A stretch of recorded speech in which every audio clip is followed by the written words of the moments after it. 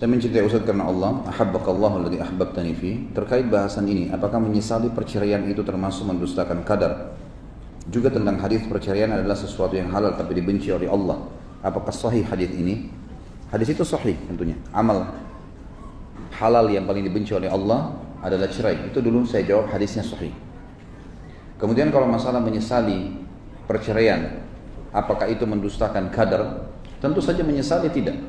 Kalau menyesali, ya, yang masuk dalam masalah dosa ini memungkiri.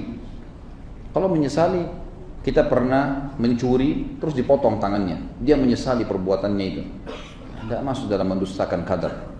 Dia pernah menikah, kemudian dia lihat pasangannya ini tidak cocok, lalu kemudian dia cerai, dan dia merasa menyesal kenapa buru-buru bercerai. Mestinya dia bertahan dulu misalnya. Nah itu penyesalan atas perbuatan. Ini tidak termasuk dalam mendustakan qadar, insya Allah.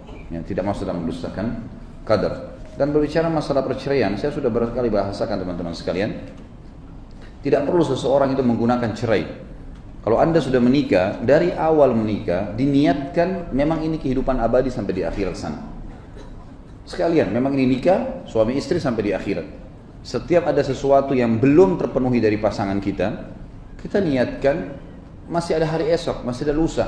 Dan orang beriman tahu dia akan sampai di akhirat sana di surga abadi, khalidina fiha. Nanti di sana dia bisa berbagi.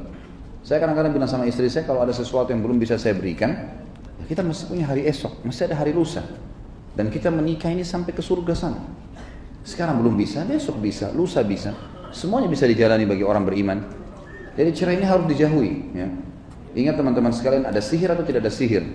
Selalu target syaitan perceraian. Sebagaimana hadis yang sudah kita tahu sama-sama masyhur, iblis memiliki singgasana di lautan kata Nabi SAW, dan dia setiap hari menerima laporan anak cucunya.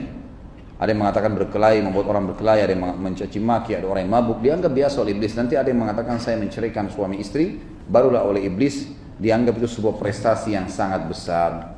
Prestasi yang sangat besar yang semestinya ya dijadikan sebagai pegangan sebagai atau setiap orang beriman agar jangan sampai membiarkan syaitan itu masuk. Jadi jangan mudah kecewa dalam rumah tangga, jangan mudah putus asa. Kata Nabi SAW, orang mukmin tidak akan pernah membenci pasangan hidupnya yang mukminah, istrinya atau istri suaminya. Kalau dia menemukan satu kekurangan di satu sisi, dia akan mendapatkan kelebihan dari sisi yang lain. Kecuali memang masalah fatal, ya.